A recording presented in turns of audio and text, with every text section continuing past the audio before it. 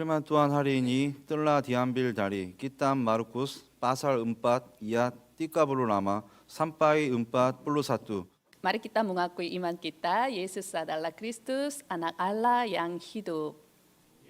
Adalah Kristus, anak Allah yang hidup. Mari kita saling memberi salam, mari kita menjadi seorang yang penuh dengan iman. Mari kita menjadi seorang yang penuh dengan iman. Amin. Judul khotbah hari ini adalah iman yang dapat menerobos langsung. Bacaan hari ini diambil Markus 4 ayat 35 sampai dengan 41. Sebagai pengantar, kita sering membandingkan perjalanan kehidupan kita dengan berlayar di laut. Laut itu benar-benar sering berubah dan tidak dapat terduga. Kadang laut itu tenang, kadang angin ringan dan hujan, kadang badai hebat, kadang matahari bersinar dan lain-lain. Hal yang sama berlaku untuk hidup kita. Dulu Universitas Harvard di Amerika Serikat pernah melakukan studi longitudinal terhadap 268 mahasiswa. Tim peneliti menelusuri dan meneliti kehidupan mereka dari saat mereka masih mahasiswa muda sampai kematian mereka. Penelitian ini berlangsung selama 72 tahun. Profesor George Billand yang memimpin penelitian selama 42 tahun mengatakan seperti ini setelah melihat kehidupan mereka. Melalui penelitian, kami menyadari bahwa kehidupan manusia begitu sengkarut dan kompleks, sehingga sains pun tidak mudah untuk menjelaskan dengan akurat. Dengan demikian, begitu banyak hal terjadi yang tidak kita duga dalam perjalanan kehidupan kita. Dalam teks hari ini, Yesus dan murid-muridnya mendadak terjebak dalam badai. Kita berpikir bahwa kita akan berlayar di laut yang tenang setelah percaya kepada Yesus Kristus. Namun, kita yang percaya kepada Yesus Kristus pun mendadak menghadapi berbagai badai seperti masalah penyakit, masalah ekonomi, masalah hubungan antara suami istri, dan berbagai macam masalah hubungan manusia. Semua badai kehidupan menimpa kepada kita juga yang percaya kepada Yesus Kristus. Martin Luther, seorang reformator, menghadapi banyak kesulitan dan ancaman terhadap hidupnya selama reformasi Protestan. Jadi temannya Philip, bernama Philip, menulis surat kepadanya bahwa dia akan membantunya dalam masalah apapun. Kemudian Martin Luther menjawab dan mengirim suratnya kepada Philip. Apakah kita ada saat di mana kita tidak memiliki masalah? Masalahnya bukan hanya ada masalah, tetapi karena tidak ada iman. Yang kita butuhkan adalah iman. Kita harus memiliki iman yang dapat menerobos langsung, sebagaimana judul khotbah hari ini. Hanya ada satu perbedaan antara tokoh iman dan tokoh ketidakpercayaan di Alkitab. Apakah mereka memiliki iman yang dapat menerobos langsung, atau apakah mereka memiliki kehidupan yang dikendalikan oleh lingkungan yang terlihat mata mereka? Kita harus memiliki iman yang dapat menerobos langsung, seperti iman perjanjian Yosua dan Kaleb, dari 12 orang yang mengintai tanah Kanaan. Sebab mereka akan kita telan habis, kita akan maju dan menduduki negeri itu, sebab kita pasti akan mengalahkannya. Pengakuan Yosua dan Kaleb sangat berbeda dengan pengakuan 10 pengintai yang mengakui seperti ini. Juga kami lihat di sana orang-orang raksasa, orang enak yang berasal dari orang-orang raksasa, dan kami lihat diri kami seperti belarang. Dan demikian juga mereka terhadap kami. Kita tidak boleh goyah dalam lingkungan masalah dan peristiwa yang terlihat mata kita. Jangan tertipu.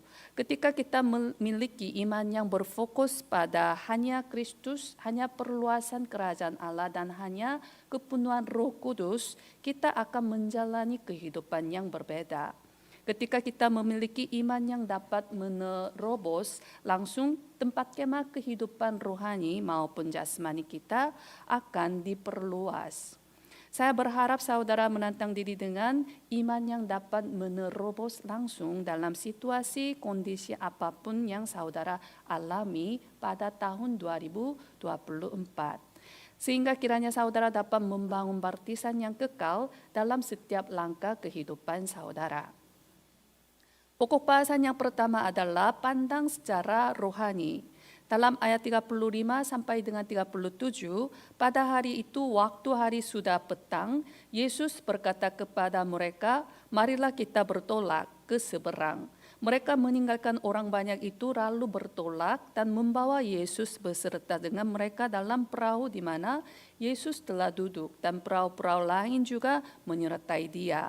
Lalu mengamuklah tofan yang sangat dahsyat dan ombak menyembur masuk ke dalam perahu sehingga perahu itu mulai penuh dengan air. Setelah Yesus mengajar berbagai macam perumpamaan kepada murid-muridnya, dia mengundang murid-muridnya untuk pergi bersamanya ke seberang danau Galilea. Namun dalam perjalanan melintasi laut, tofan yang sangat dahsyat muncul. Sekarang pun tofan yang sangat dahsyat sering menimpa di danau Galilea. Karena bentuk daerah sekitar danau Galilea sangat berbeda dengan daerah yang lain. Danau Galilea kadang disebut sebagai laut karena sangat besar. Sebesar panjangnya 21 km dari utara ke selatan dan 11 km dari timur ke barat. Panjang lingkarnya 53 km.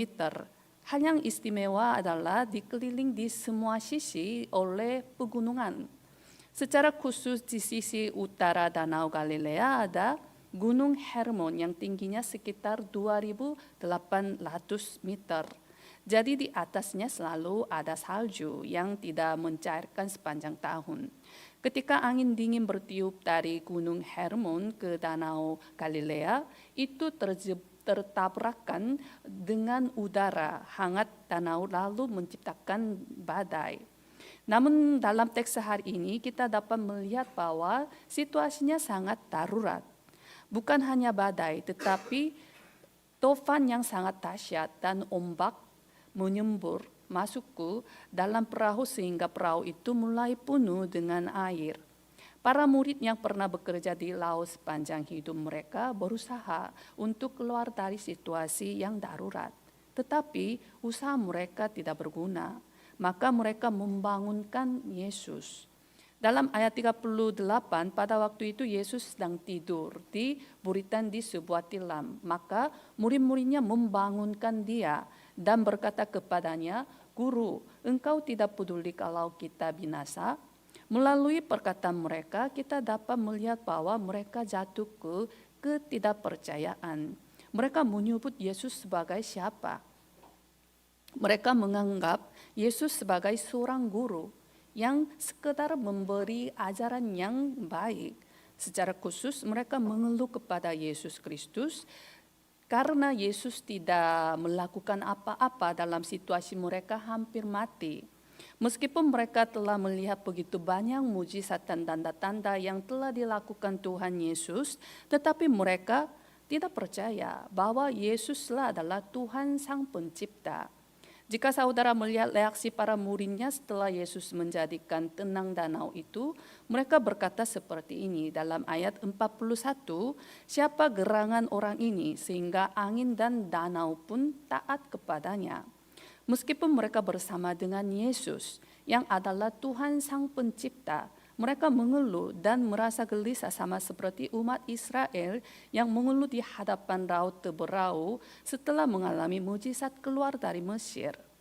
Pada waktu itu mereka mengeluh, mengapa Tuhan tidak membiarkan mereka tidak tinggal di Mesir, tetapi membawa mereka ke padang gurun untuk mati. Jika kita tidak memiliki iman, kita tidak bisa memilih pilihan yang lain selain menjalani kehidupan yang picik. Jika semakin kita tidak percaya pada kuasa Tuhan, semakin kita kehilangan berkat-berkat Tuhan. Apakah tahap yang pertama dari iman kita? Itu adalah percaya kepada kedaulatan Tuhan. Ketidakpercayaan adalah tidak percaya pada kuasa Tuhan secara mutlak. Ketika saudara memiliki keraguan, kehidupan beriman saudara langsung terguncang. Jika saudara tidak memiliki iman, saudara ditakdirkan untuk luntur dengan sendirinya. Murid-murid Yesus dalam teks hari ini juga menunjukkan hal yang sama seperti orang yang tidak percaya. Iman kita hanya dapat ditunjukkan ketika badai datang. Ketika badai datang, kekokohan iman kita diperlihatkan. Dikatakan bahwa seorang ahli botani melakukan penelitian tentang gandum.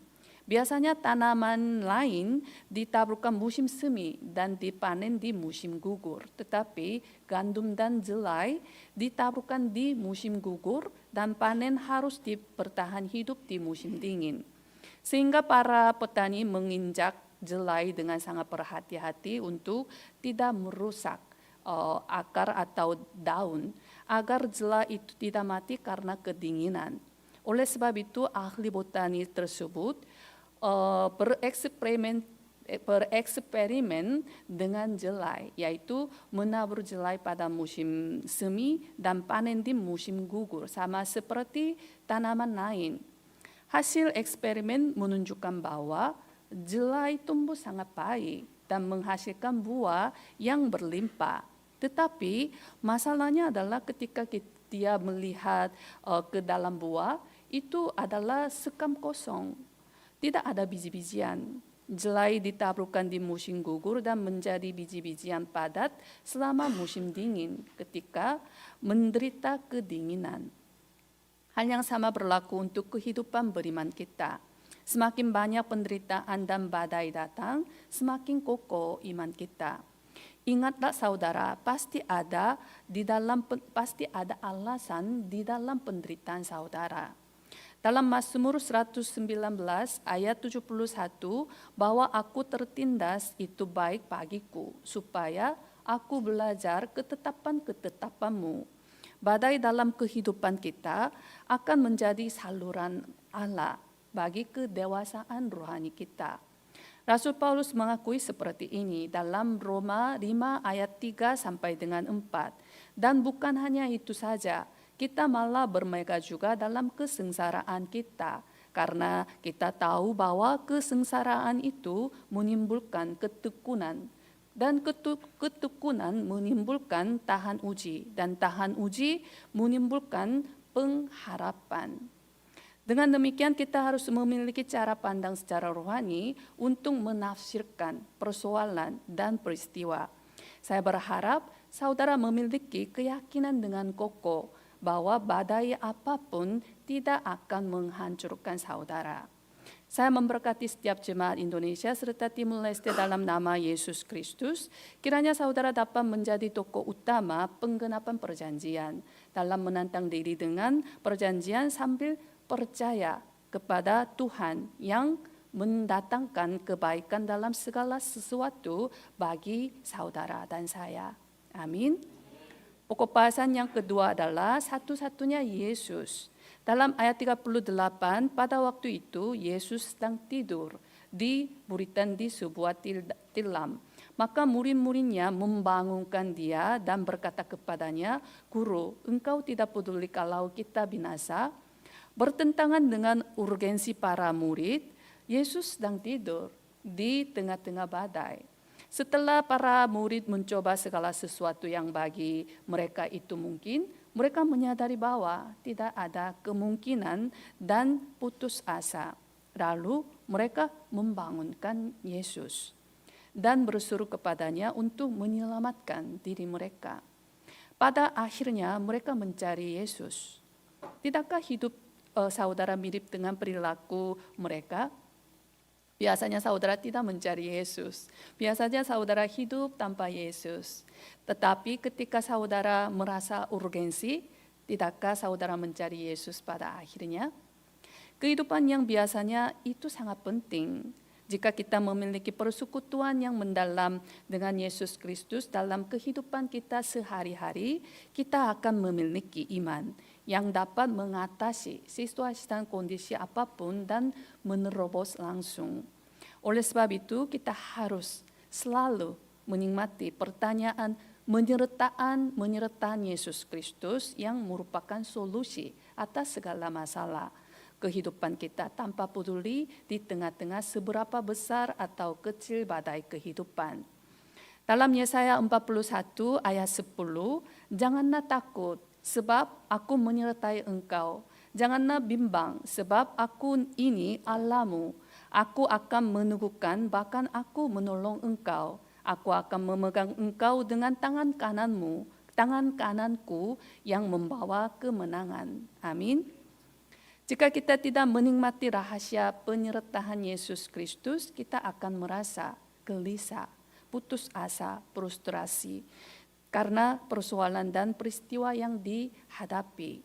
Dengan iman yang kokoh, dengan iman with Immanuel Oneness, kita dapat menerobos langsung situasi dan kondisi kita. Dalam ayat 39, ia pun bangun menghardik angin itu dan berkata kepada danau itu, diam, tenanglah. Lalu angin itu reda dan danau itu menjadi teduh sekali.